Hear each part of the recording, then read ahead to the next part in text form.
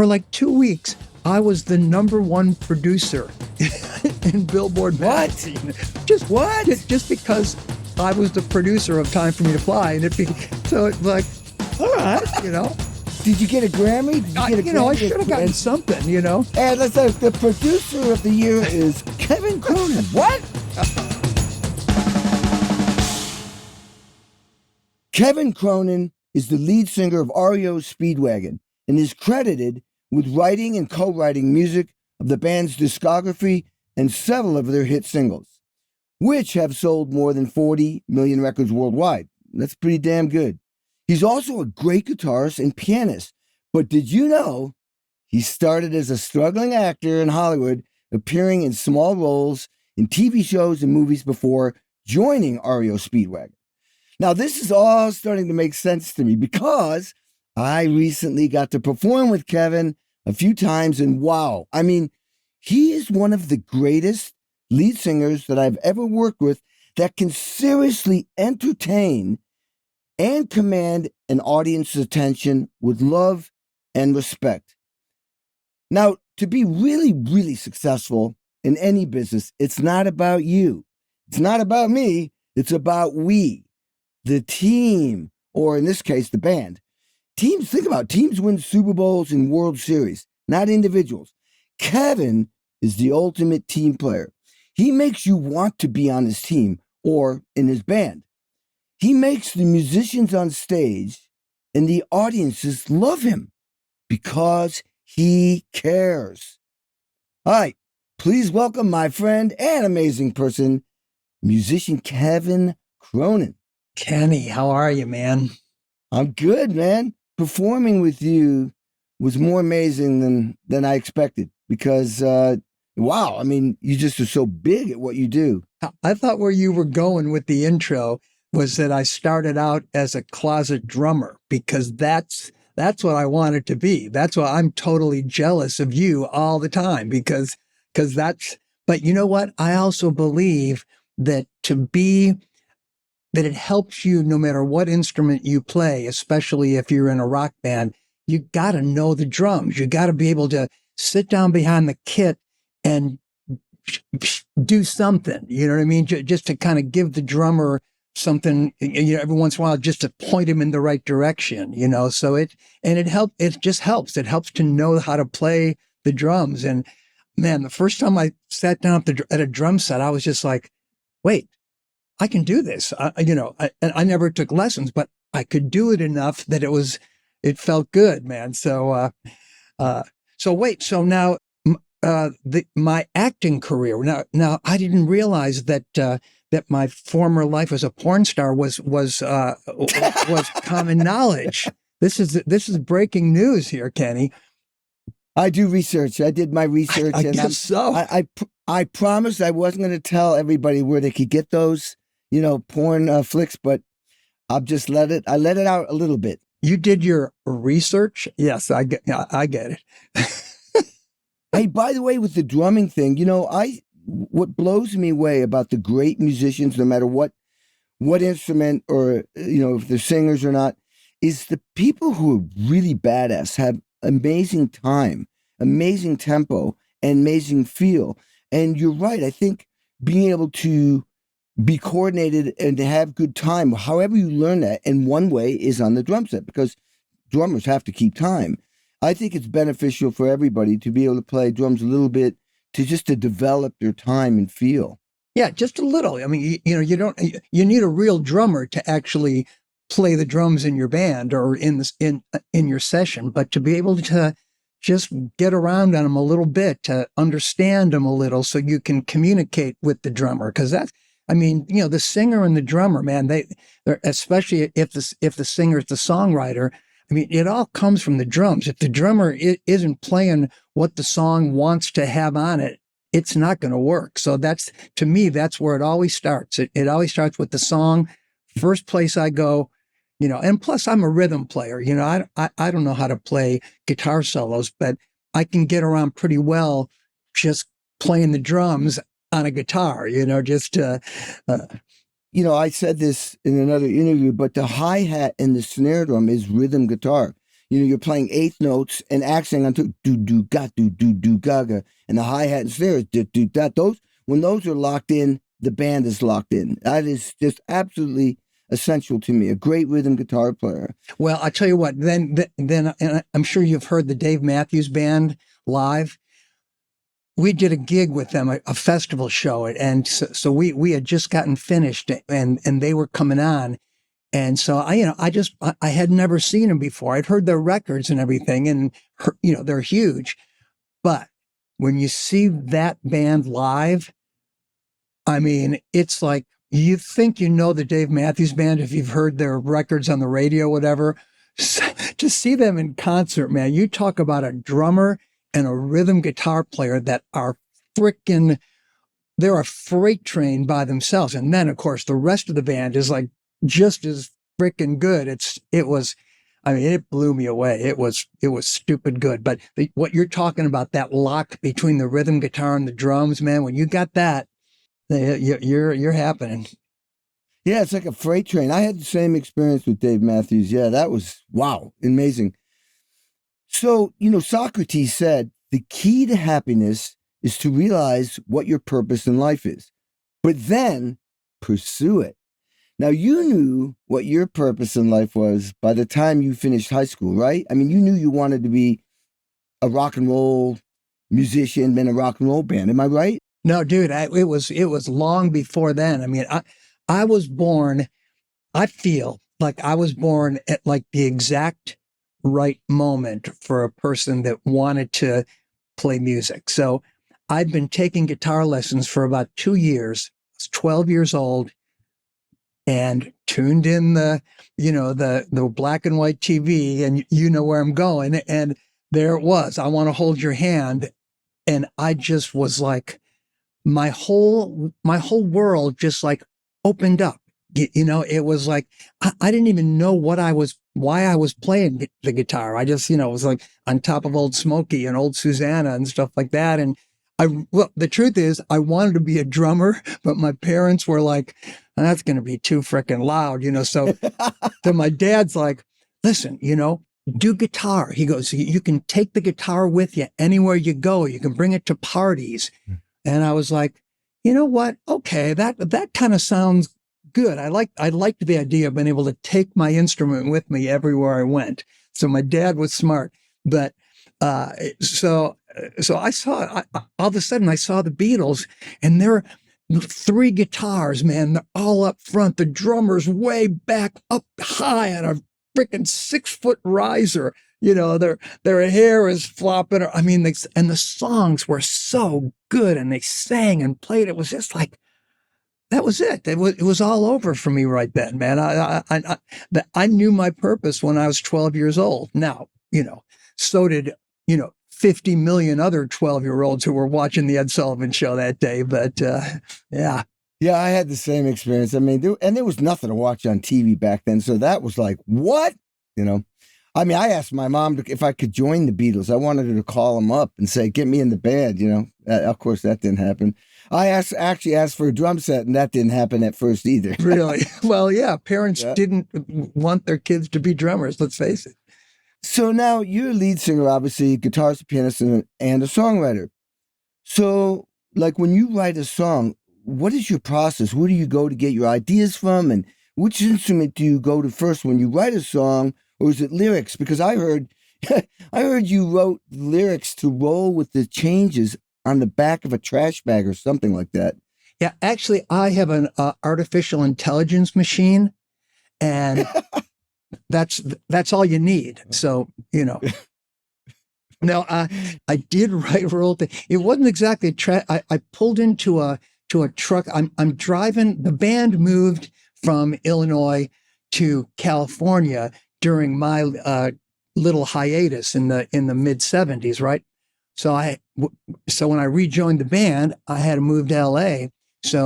But I didn't want to fly. I'm a Chicago boy at heart, and if I'm going to move from Chicago to LA, I wanted to feel the distance. I just wanted the rubber to meet the road. So packed up a U-Haul trailer. I'm on my way. And, somewhere in New Mexico, I pulled into a truck stop and got a little bag of munchies, set it down next to me, and got back in the car, and I'm driving, and there was a woman involved too that I was kind of, so there was a lot happening, right? So I'm driving along, and all of a sudden I've just found myself, keeping time on the steering wheel, and I'm, keep on rolling,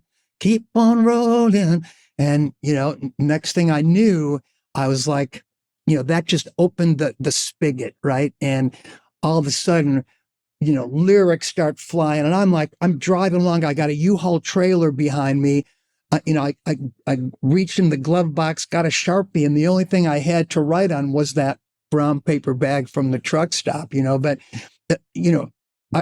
I'm steering with my knees, which is not good when you're pulling a trailer. So in the for greater highway safety and better penmanship, I pulled off to the shoulder, and but that's where the lyric was written, right there, man. So when you ask about the process is there is no process. The process is that you just, as a songwriter, you just got to be open, and you got to be ready. And when those, what I call them, holy moments, when one of those holy moments strikes, you gotta, to me, I just take it as far as I can. And then at some point you realize, okay, that's it. Then from that point forward, maybe the next day or whatever, then there's the crafting begins, but yeah. I want to get as much as I possibly can in that moment where the music and the lyric and the melody and the feeling, they're all just like connected in a way that you just know, there's no question. Oh, is this lyric right for this melody, or are these? It's like, no, it all happened. And I trust that, man. I just, that's my religion right there. That's like magic, man. That's where the magic comes. You don't want to get in the way of magic, because that's what flow is. And, so is guitar, I guess guitar would be the first instrument if you want to do melody, or you're writing, since that was your first instrument? You know how it is. You just, I got guitars laying around all over the place and acoustics. And if I pick it up, and if I don't start playing songs, I just start playing the guitar. And if you sit there long enough, a song is gonna come, and then you just gotta hope that there's something that you're feeling, that kind of rises to the occasion of the music. And sometimes it doesn't. Sometimes it's just, there's some chord changes, and I record them, and I've got 15,000 voice memos all over the place of little chord changes and melodies that nothing stuck with. And then every once in a while, you just go, oh, here comes some words, here comes a melody. And okay, now we got something. Yeah, some people, I was talking to Joe Bonamassa the other day, and he'll sit there and go he'll just be hanging out, and all of a sudden he'll see something come on TV, or be watching a movie, and there's a line, and it's like, oh, that's good, and writes it down. And then that's the seed that starts the whole process. Yeah, I know songwriter Jimmy Peterik. My friend Jimmy Peterik's like that. Peterik, right? I've known him. We go back to high school. Chicago. Yeah, the original Ides of March. Yes, yeah. But I played with Jim. Did you play with Jim? Oh yeah, me too. But the Ides of March are known for Vehicle, but pre-Vehicle, they had a song called "You Wouldn't Listen," which was #1 on WLS in Chicago when I think Jim was 15 or 16 when that. So he was a major rock star. I think he's a year older than me, but in my mind, it was like, he came to an acoustic gig I played one time, and it might as well have been Paul McCartney there. You know what I mean? I was just like, yeah. Wow, Jim Peterik and the Ides of March is here. Holy shit, So we go way back, but that's how he is, man. He's got notebooks, and but he used to have a Walkman on his belt, and he would you'd be walking through an airport, and all of a sudden, everyone's walking. All of a sudden, where's Jim? And he's like over on the side, singing into his Walkman, But hey, he's written a freaking 1,000 songs, or 1,000, 10,000 songs. You know the story about "I'm Your Vehicle, Baby" and the meaning behind that, right? Did he ever tell you that? Well, go ahead, tell me, remind me. I think I know. My understanding is that he had a crush on this girl. He wanted to, he wanted her to be his girlfriend, and he felt that all she used him for was his vehicle, his car, to bring her to school and to bring her places. So he says, "Am I your vehicle, baby?" And I think, correct me if I'm wrong, that might be his wife. Yeah, that's Karen. He married this girl they had a crush on, and he thought he was being used for his vehicle. And at the time, he probably was. Let's face it. It worked out though, because he and Karen have been together forever, and she's a sweetheart. That's incredible. You love being in a band, I can tell, and you're a team player. You're a family guy. It's like the whole family thing. Now, from the last time I played with you, we were talking about your parents, especially your mom. They must have had a huge impact as far as supporting you, doing what you're doing, which always helps. Am I right? Yeah. No, my mom was definitely a big influence, man. She was just one of these people that, walked into the room and you knew she was there. She was larger than life. And she was kind of, she had a troubled childhood. So she was always kind of on. She was performing a lot of the time. And it was just to make people happy and make people laugh, and to kind of, I think, get away from the craziness that she was dealing with at home, So, but to me, that just seemed normal. That was just like, that's how you be. You just you entertain people, and I'll never forget, man, my first memory of life, check it out, was I was about 2 years old. And my mom sat me up at my grandma Cronin's. She had a little baby grand piano in her apartment. There wasn't room for any other furniture, basically, but she had this baby grand piano, and she sat me up there and a couple of my aunts and uncles were there. And I just used to sit there at the piano and bang on the keys. But I banged with some sort of feel, just some sort of rhythmic thing. So these people actually thought that I knew how to play the piano, that I was some prodigy musician, I was just a kid beating on something, So I've been beating on stuff ever since, man. Piano, guitar, timbales, whatever it is, man. I'll hit it. Was she a musician also, or was she was into acting or dancer? Or? She was kind of a Broadway musical person. In fact, my earliest influences musically were all, South Pacific, West Side Story, all those. And the thing about those shows is the songs, they were schmaltzy and they were kind of, Broadway musically, but there was something about them. They were, it must have sunk in because they had some structure and they had memorable, parts that you heard it, and then you heard some other stuff, and then the memorable thing came back, and you're like, oh, so I kind of got some sort of idea of song structures from those early Broadway show records. But that's what my mom was all about. She was just singing and dancing her way through her troubles, Well, it doesn't get any better than Leonard Bernstein, who did all the songs for West Side Story. One of the most beautiful ballads ever written was Maria, and it's based on a tritone. Maria. And the tritone is the most dissonant interval in all of music. And he writes the most beautiful melody on the most, that's brilliant. Yeah. What's there not to learn from him? Yeah. That song alone, it's a pop masterpiece is what it is. It just happened to be in a Broadway show because that was where music was being played, that type of stuff. I've worked with a lot of musicians and I have to say you are such a joy to work with because you're so upbeat. Maybe you got that from your mom, and you really know how to, as soon as you get on stage, or even off stage, you know how to connect with people and you know how to communicate with people and you make them feel good. You're positive, you're happy, you're upbeat, you're fun, you're funny, and you welcome everybody on stage and in the audience. And I mean, what I'm pointing at is this motivates. It motivates me, and it motivates the other musicians, and it motivates the audiences to collaborate with you. They want to be involved with you. I think that's very huge about being a team player and in a band. Now, like, is this something you do consciously, or are you just born that way? I swear to God, Kenny, it's all about that. My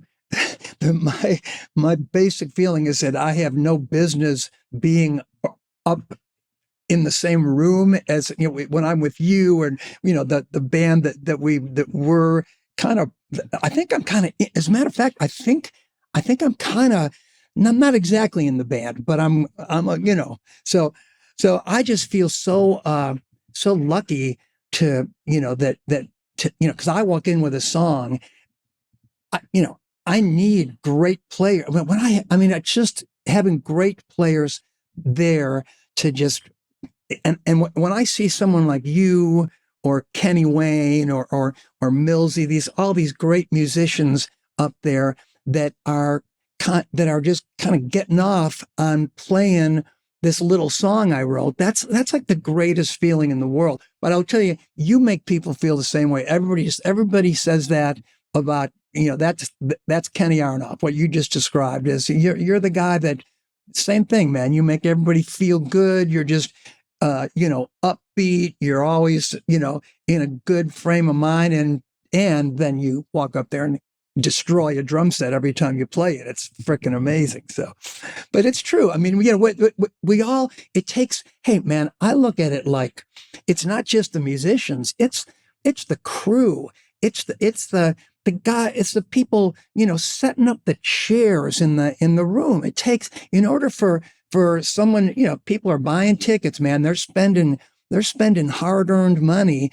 And so when we all do our job right, that then those people get their money's worth, you know, and I'm talking about everybody. So, you know, but yeah, that feeling of, you know, it's just that I love every musician that I'm playing with, because I can't do what they do. And I just have so much respect for people who really master an instrument, you know, or even the, you know, the singers that we have with the Ursay band. Those women, I mean, they're just, it's pretty amazing. I feel so lucky.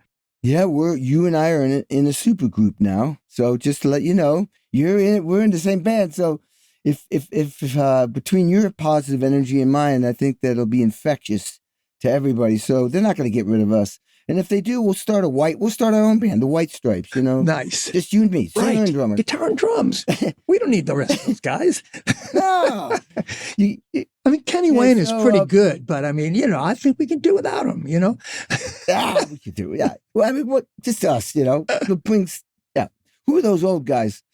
So I got to ask you, because probably everybody knows this, but I mean, where did the name REO Speedwagon? I mean, where did that come from? Oh, look at the time, Kenny. There's somewhere I've got to be, but I'll be.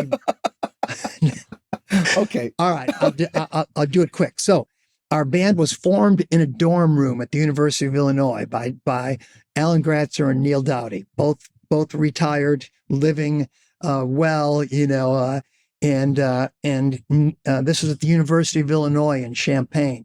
So Neil walks into his history of transportation course. Now, he had one semester left before he graduated in electronical engineering, right? Walks in the room, sees on the chalkboard, REO Speedwagon. They were going to take a little lesson on the early automotive achievements in America. Saw REO Speedwagon on the board. So it's as simple as that. But what makes it slightly cool is that if you read the advertisements for these old REO Speedwagon trucks, they said reliable, hardworking, long lasting, and I'm like, you know, that kind of turned out to be true. Here we are, 50 years later. That's brilliant because it has meaning. It's not just a cool name. That's brilliant. I love that. What's weird is it didn't. At first, it was just because he wanted to. Back in the days of festivals, REO, 3 capital letters, showed up on the list of 100 names of bands. It turned out to be like it was originally just a dumbass name, but it turned out to be true. Well, if you think about same with your buddies, Styx. I mean, it's like Styx. Bam. You go, it's not a real complicated Styx, REO. And you guys played together. So that REO and Styx, bam, done. Marketing. You don't understand that partnership, that it goes back to when I was in high school, and my high school band, we were called, we were originally called Us, which I thought was a really cool name, just US, like us, you guys, the audience. And then I got outvoted and the band got called Fuchsia. But anyway, so Fuchsia is doing a battle of bands at my high school with a group that from a different neighborhood about 10 miles away, but we had heard of them. They were called the TW4. And they were, we were like, okay, these guys are good, but they live way out in Roseland. We're here, we're in Oak Lawn. We're local boys. We got this in the bag. And so they show up and we're seeing all these kind of people that we don't really recognize. And we're like, oh, shoot, these guys are a couple years older than us. Their friends have their driver's licenses. Oh, we're screwed. So anyway, play the gig. They win. Now, I believe there should be an asterisk after this win, because rumor had it that they also, not only were they older than us, they also had way hotter girlfriends than us. So they sent their girlfriends into the crowd, collecting the ticket stubs from everybody. And these girls, let's put it this way, they stuffed more than their bras. Okay. You know what I mean? It was a little, yeah. But the main guy in the band was who I'd heard of, that they had a good keyboard player, lead singer. And so I watched their set and I'm like, that guy's pretty good. And he was a couple years older than me. Well, Dennis DeYoung. So Dennis and I go back to the early days, and that rivalry that started, this is crazy, I was 15, he was probably 17, started in my little high school, went on forever, and it unbelievable. Yeah, pretty funny. That's a great story. All right, so as you've reached the top of your echelon, your craft, you're a badass, driving force, what makes you, I can tell you're still trying to always improve, get most value out of your life. What is that driving force? I mean, you still want to do it, right? Yeah. Oh man, my son Shane, I have twin boys, Josh and Shane, and I'm a twin. Yeah, what's that? That's right, you're a twin. I'm an identical twin. Identical twin. I've heard that. No. Wait, is this really you, or is this your brother? That's what I want to know. Well, my brother's a doctor. He wouldn't wear this shirt. Okay. That's the key. Okay. That's how we tell you guys apart, by your fashion choices? Yeah, pretty much. Okay. But so my son Shane just graduated from college with a degree in vocal music. The kid, I mean, he's got his mother's good looks, thank God. He's got my father's these deep blue eyes, and he's just a slender, and he's an amazing singer, natural musician. And his twin brother Josh is like the counterpart. Josh just gets down with the bass, man. He's got the groove, and he's got just solid time. He's like a freight train, like you say. And Josh is just a passionate songwriter. So together, you know how it is with twins.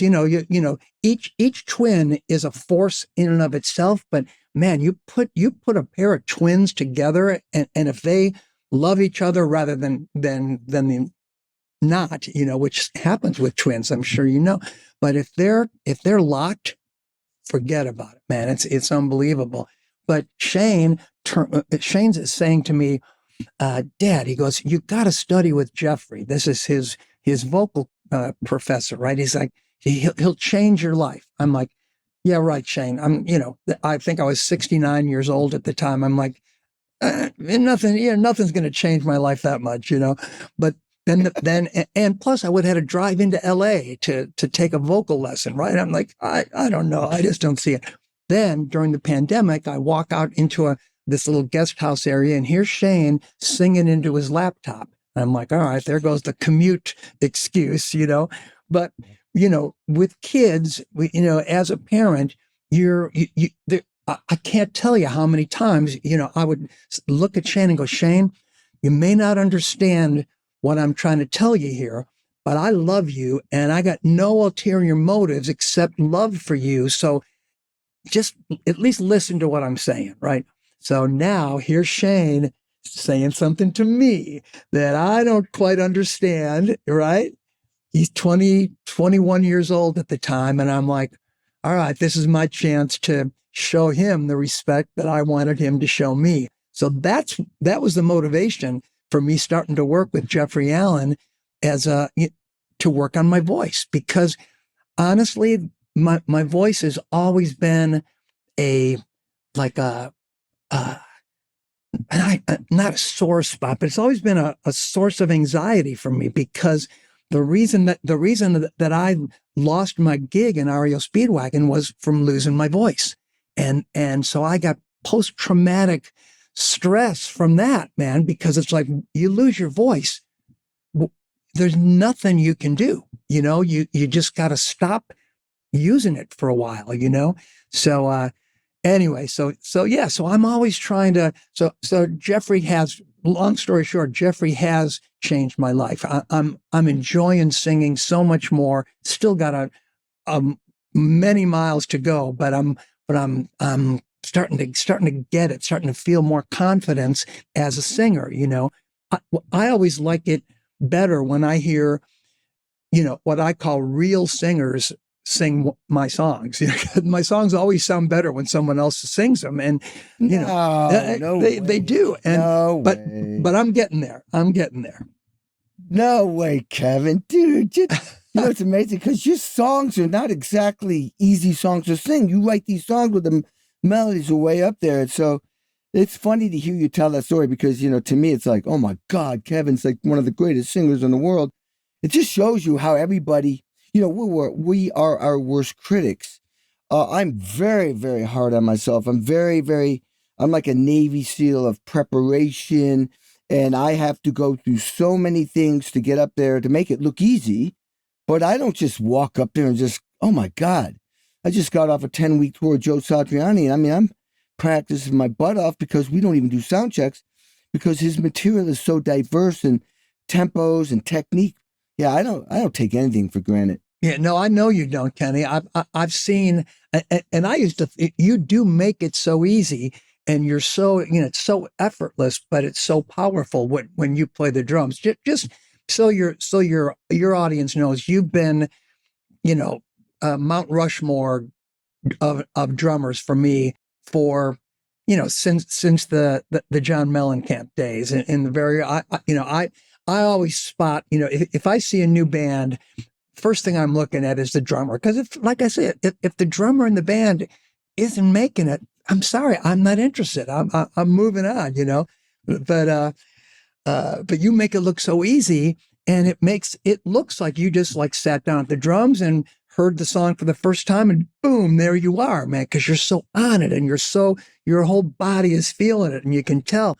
But when we work together, and people, I'm sure you've talked about the Jim Peterik gig where there's a band and you're the drummer, and then there's 4 or 5 lead singers that trot out there and with 4 or 5 songs apiece. and I've seen you back there with the charts. And I knew in Vegas, I realized that I screwed you up a few times because I kind of changed some of the arrangements on the spot, because I was just thinking, all right, because it was just so much fun with all those soloists. Like, it's like Kenny Wayne plays a solo, and I keep thinking, what the other guitarist, the Nashville Tom Bukovac. Tom Bukovac. That Brilliant. I mean, Yeah. it's like between him and Kenny Wayne Shepherd, it's like I know. Who do you? It's like if one of them is going to play a solo, I want to hear what the other guy's going to do, because how do you they're it's amazing. So I But you were definitely so cool. huh? You were cool. You went, hey, you fiddle player, you do a solo. Then, hey, and then you had Buddy Guy's harp player. Hey, I want to hear what you got. You were going around the whole room. It was awesome. It was so much fun. Awesome. And but then I'd think, oh geez, we've been jamming for a long time. Maybe I should just get to the outro. And there was one time where I knew that you were coming in with the B section on one of the songs, and I was like, oh, I just screwed Kenny up. And you've got your That's all right. I completely adapt. You do. You do, man. But people don't see like you say, the preparation that it takes to do what you do, and to do, what all the great musicians. I mean, you got to have the chops, you got to have the natural feel, but you also got to have an ethic, man. You got to be able to, you got to be willing to, first of all, you got to be willing to be rejected mercilessly a million times, and not let it destroy you. I think that's like, and then you got to be willing to work your ass off so that when you walk out on stage, you make it look easy. And that's another part of the magic. You just nailed it there, because I have a saying that goes, I'll never be as great as I want to be, but I'm willing to spend my entire life trying to be as great as I can be, which is exactly that. As soon as something doesn't go the way you want, I don't like to use the word mistakes anymore, failures, but if something doesn't go the way you want it, you got to push it aside and keep thinking end zone, touchdown. Otherwise, as soon as you stop, it's like a math equation, 0 equals 0. You stop, you're done. Right. You know who was brilliant like that in sports was Kobe Bryant. The guy was like ruthless at preparation, and he made it look easy. But he was ruthless at preparation, and that's why he was so good. And I'm sure he blew a lot of baskets when he was younger. Yeah, he's out there at 2:00 in the afternoon, shooting 3-pointers when the rest of the guys are they haven't even woken up yet. He's already out. Yeah, exactly. All right, this is a good one. I'm going to bring this up. So I read this thing where, like, this whole thing about Kevin Cronin was here in the Ozark episode. How did you end up on a Netflix, one of the best, coolest Ozark, series, Ozark? Tell me about that.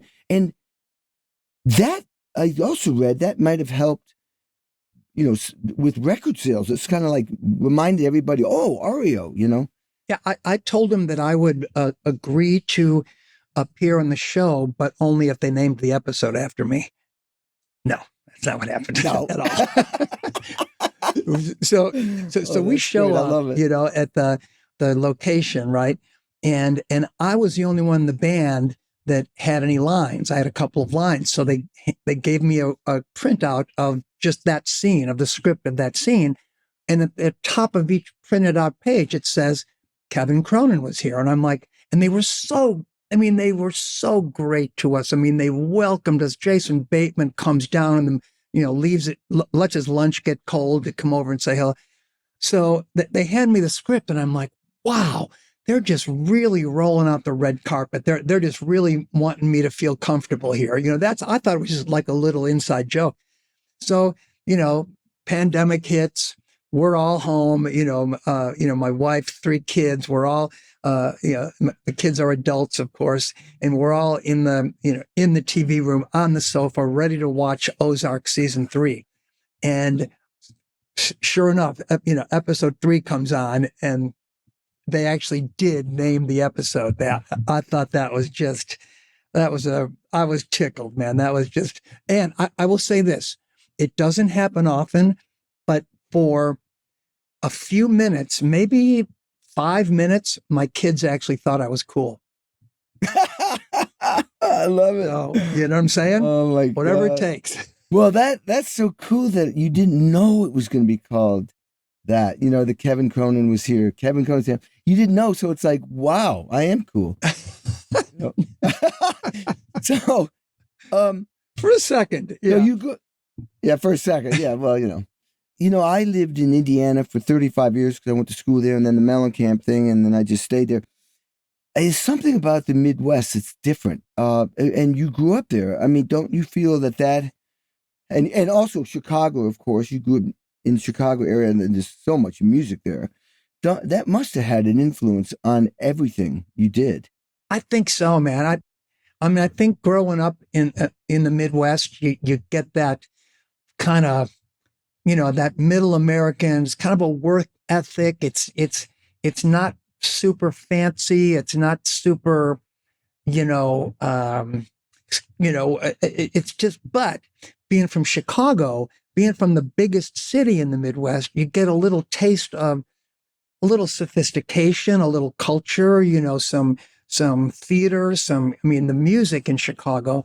I was kind of in the folk scene in Chicago, which was, up in the near north side. And there was a cool rock scene up there too. There was plenty of venues and clubs to play once I got to the point that I was actually like, wow, I think I can play these songs that I'm writing in front of people. Well, there were plenty of places in Chicago, from tiny little holes in the wall to where you really could learn what you were doing to, bigger places. So I think the combination of the big city of Chicago and the small town Midwest vibe, it definitely informs REO Speedwagon for sure, because we were as from your days with John, when you're first starting out, there's a million little towns, and there's at least one bar with a stage and a sound system in every one of them, so you could just go from town to town and kind of spread the word. And then next time you came back, there were more people there than there were last time, type of thing. It was very simple. But wait, Kenny, where are you originally from? Massachusetts. I was born in Albany, New York, but I spent most of my life. Well, I mean, I went from Albany to basically Stockbridge, Massachusetts, which is Western Mass, in the hills of Western Mass. It was a cool place. So 2 hours from Boston, 3 hours from New York. Gotcha. And then you end up in Bloomington, Indiana. Yeah, because I was at that point I was studying classical music because there was no school of rock when I was a kid. So when my parents said, "What?"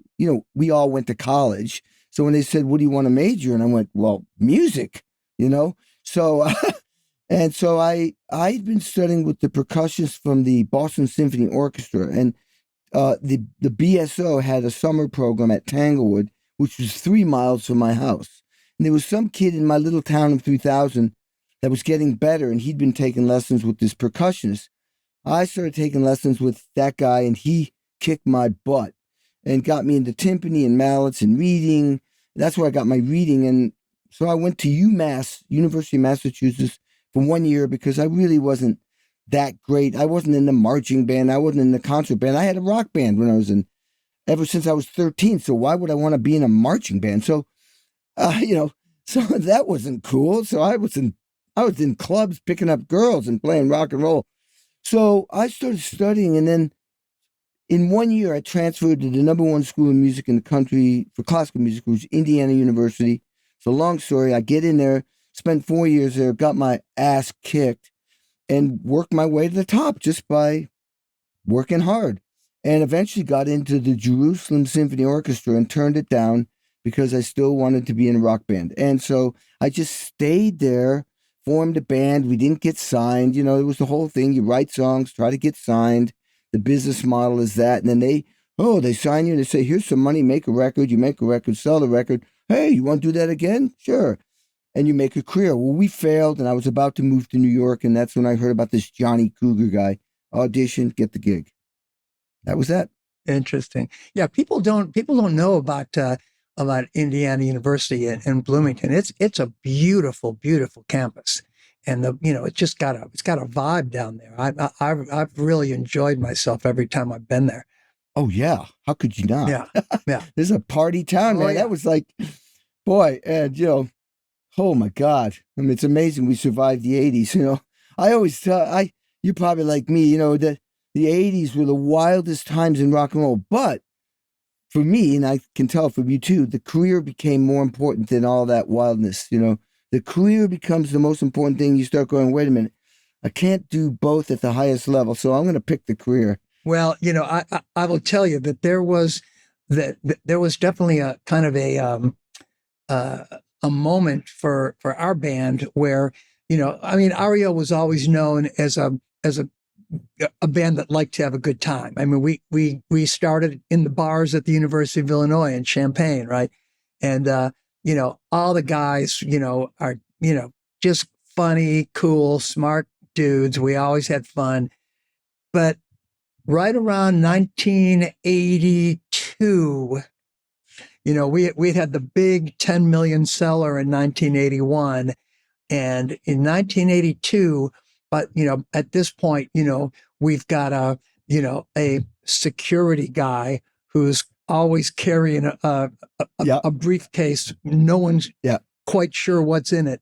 And we would check into the hotel. He would check into the presidential suite and spend the day, getting the stereo system in, changing all the light bulbs to call. So after the show, and we used to call it the dungeon. So after the show, I love it. Everybody would retreat to the dungeon, but it was, it wasn't just on Saturdays, it was every show. And it was no matter, you know how it is, no matter where you are, no matter what day of the week it is, when you come to town, everybody in that town, for them, it's like party time, man. REO's in town. Here we go, And right around 1982, I remember starting to go, you know what? The after party is starting to become more important than the actual show itself. And and I didn't like that. Now, I did not like it enough to stop doing it, but the thought occurred to me that our priorities have gotten out of whack, and that's kind of when we turned a corner and started, I mean, we didn't get as bad as some bands, but we definitely had our moments for sure. Well, come on. It's like, look, you sold 10 million copies. You're young. The audience is young. I don't know about you, but when I was in Mellencamp, 82, that's when we sold American Fool, was #1 record of the year. I mean, girls were throwing underwear and bras at us. And everybody was young. And what do you do when you're young? You have wild fun. And like you said, when you're in a rock and roll band, I mean, back in the 80s, people really, really looked up to you. And everybody wanted to get backstage. Everybody wanted to party with the band. And we're like, well, come on. Let's do it. Woo! But that's cool. When that light bulb goes off, that's I think, I don't know where that comes from, but I remember asking a drummer who was famous for partying in a very famous band. I won't mention names. And I said, and he eventually had to become sober. And I said, so what was the thing that made you become? He said, dude, it got to the point where it's like, I better stop or I'm gonna lose my career. And he says, I don't want to lose my career. So yeah. I get it. Yeah. Yeah. Well, okay. I'm going to make a big switch here. What is this thing about Dolly Parton? What is that all? Did you do something with Dolly? Are you allowed to talk about that? Yeah. First of all, I freaking love Dolly. I mean, me too. Yeah. Oh my God. How could you not? She's hot. She's hot. She's still hot.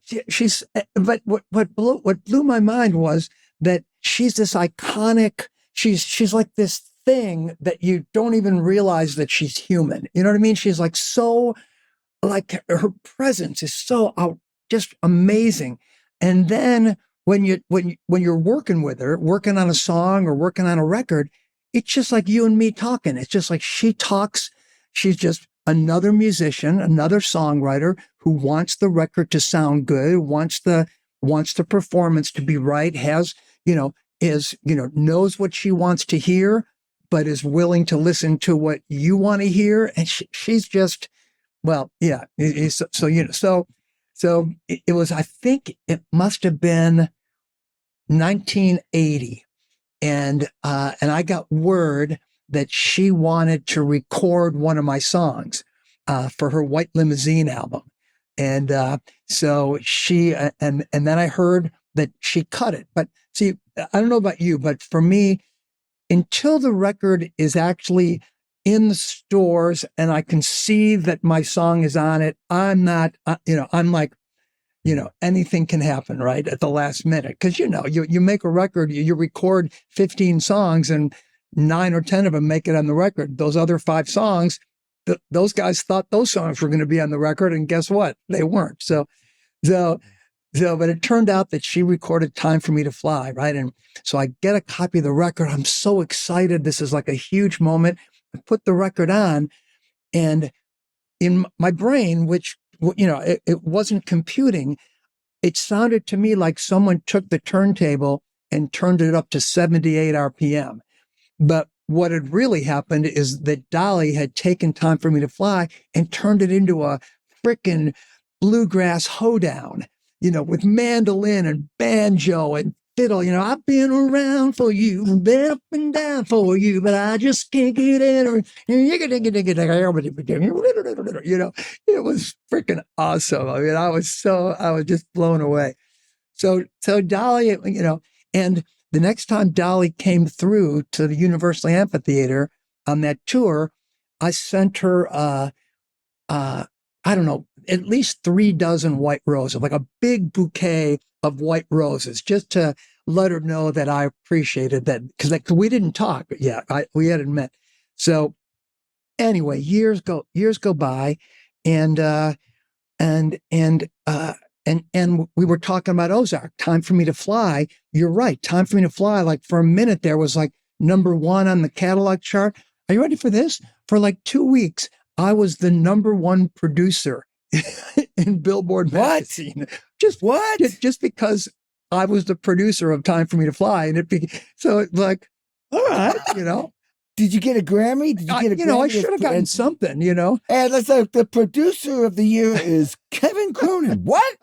Did they get that wrong? Yeah. I was the producer of the day, I think, maybe. So we thought that that maybe Dolly would want to do the song again, and with a different vibe. And so Joe Vanelli and I went in the studio, Joe the Maestro Vanelli, and so we went in and did this version of Time for Me to Fly, sent it to Dolly. There was no project attached to it, nothing. It was just, here's a demo of this song. You sang it a long time ago. Here it is. Is there, and about a month went by and we didn't hear back anything. And I wasn't really expecting anything. All of a sudden we get a call from Dolly. She goes, sorry it took me so long. I love this. You'll have my vocal, by the end of the week or something. Whoa. And now this is Dolly Parton.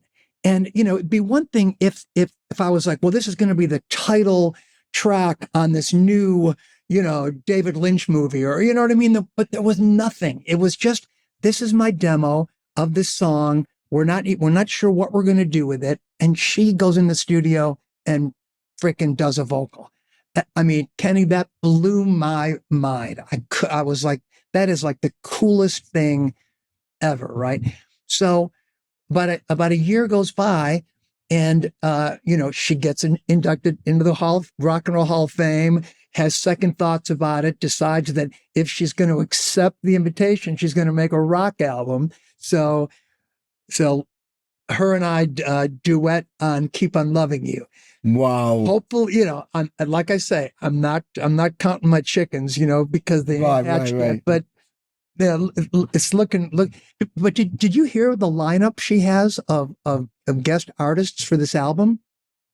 No. I mean, they put it out to like everybody and their grandmother, probably expecting to get, a certain number of responses.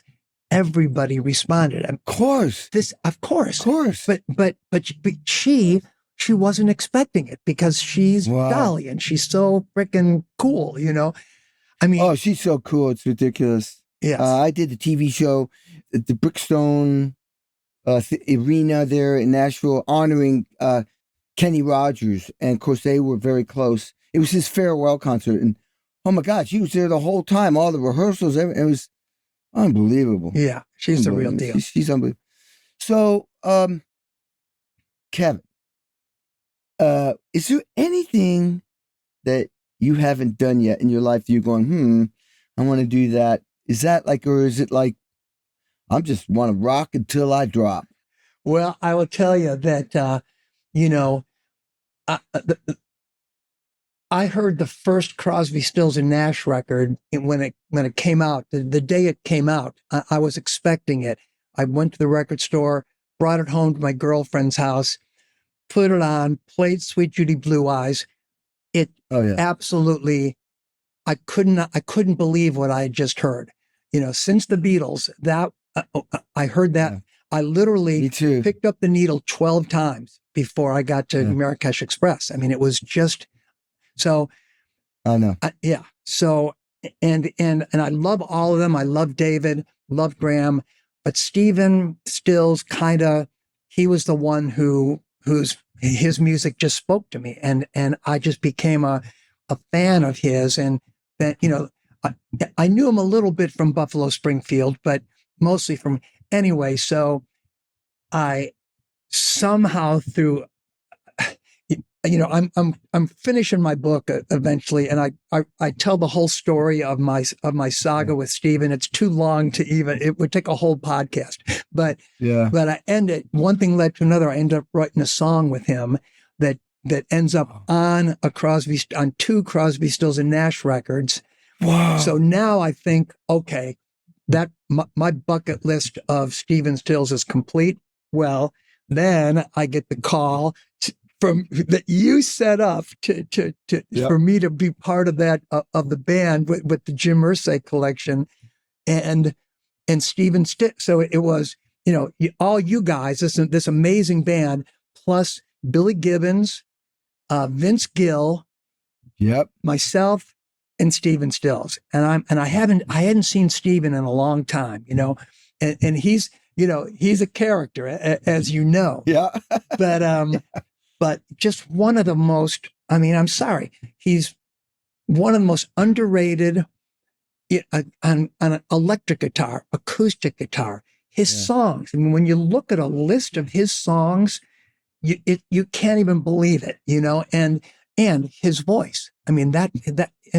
His first solo album was just crazy. So anyway, the end of that bucket list was on that gig with you when I got to sing the duet, in tribute to David Crosby. David had just passed away a few weeks earlier, and I got to sing "Almost Cut My Hair," a duet with Stephen Stills. That was a moment for sure. Well, I'm so glad that I had something to do with facilitating that. It wouldn't happen without you, man. It wouldn't. And if you and I wouldn't have met a couple of weeks earlier for another charity show, so it just you just never know. But people, dude, we're just getting started. We're just getting started. I promise you that. Let me just say, be quick, because people don't know. People who know Kenny, when the original REO drummer Alan Gratzer retired back in like the late '80s, '87, you and I had never met. But the first person I called, just instinctively, like I knew you'd be working. I thought you were probably still with John Mellencamp, but I didn't care. I called just put the question, and you were so cool. You were like, "Oh man, I'd really love to do it," and I can't remember what you were doing at the time, but I just remember that you were. You turned down the gig in the nicest, most respectful possible way. So I was just waiting for the moment when you and I would connect. It took a while, but hey. What an honor. Hey, don't feel bad. I actually turned down an Elton John tour, and I turned down a Mick Jagger tour because he kept changing the dates. And I turned down all kinds of wacky things because I was already committed. But that's such an honor. God. So, okay, of these three things, what do you identify with right now? Okay, money, or which things are the most important to you think right now? Money, time, or magic? Money, time, or magic? Somebody asked me that once, and I was like, huh? Wow. And I finally came up, it's tricky. Money, time or magic? Well, I mean, it's easy to to eliminate money, but that's only because, I've been so lucky and so fortunate that enough people have found a place in their heart for my music, and they're willing to buy tickets to our shows, and they're willing to buy albums and whatever. But so between magic and what was the other one? Time. Oh, time. Oh, geez. Well, I mean, I feel like you can combine time and magic, and if you make the most of your time and always make time for magic when it happens in any way. I mean, I'm talking about the kind of magic where, you're busy and there's things you need to do, and one of your kids walks in the room and wants to play a song from a new band that he just heard, and it's like, geez, I kind of really need to do this thing that I'm doing, but wait a minute, no. There's magic there that you're connecting to your one of your children, that so there your it's the time and the magic. I mean, to me, I guess when those two things intersect, that's when. But I don't know what's more important. I don't think I could choose between. Where'd you go with it? Well, that was a tough one. I ended up at the time picking money because I thought, well, if I make more money, then I can create more time. So let's say you make a certain amount of money in a week, and all of a sudden I triple that, then I could say, well, then I don't have to work on Tuesdays and Thursdays, and I can decide what to do with that time. That's how I use it. And the magic, I thought I have plenty of magic because I already am playing so much music. Every day is magical for me because I'm already doing that. So that was one way of looking at it. But, you could also then fill those days up. Well, the whole point is you're buying time with money. So that's how I did it. I gotcha. That particular, when that question was asked to me, that's how I answered it. It's a tough one. Yeah. I was really confused for a while.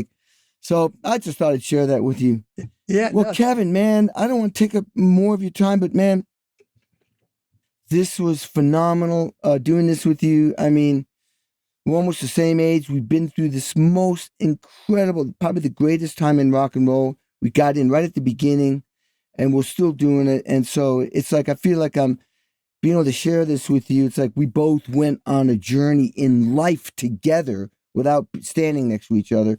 And we can relate so much. So thank you for doing this with me, Joe. Oh man, it's been a pleasure, Kenny. Anytime I get to spend hanging with you is magic. So, and I'm looking forward to. I mean, we're just a couple of weeks away from another gig. And so, yep. And there's going to be more. Yeah. Yeah. Wait. So what's the actual? Is there an actual name for that for that band? It might be Jim Peterik Collection Band. I can't remember. It's gone back and forth, and I can't remember what they settled on. Okay. Yeah. I can't. But that's going to be. I think we need a name. That's going to be great. That's in Boston. We got other ones, and your name keeps coming up because you made, like I said, you're such a likable guy, and Jim loves you and your songs, and you just get along with everybody. Who wouldn't want you there all the time? Jim is a trip, man. We kind of connected, because I was, hanging out on the side of the stage, watching all the other artists, I watched the whole show. I mean, watching Vince Gill walks up, and he's a big dude, guy. right? And he walks up, he opens his mouth, and you just go, wait a minute. What? How did that sound come out of any human being? I know. That guy, and he's just the sweetest guy ever, and Yeah. so, but Jim has been like, I get texts, just wacky texts from him all the time, right? Just Me too. yeah. I figure there's probably a thread there that he. Yeah, there's a thread. Yeah, so that is fun. So cool. Yeah, you'll get her at the craziest time at night, and it's good though. He loves music. I've known him for 35 years. Aha. And obviously owner of the Indianapolis Colts, but music really is his. I'd say music is his number one love, but he inherited the Colts. His dad owned the team. So, all right. Well, Kev, man, I won't take up any more of your time. You rock. Thanks for doing this, man. All right, Kenny.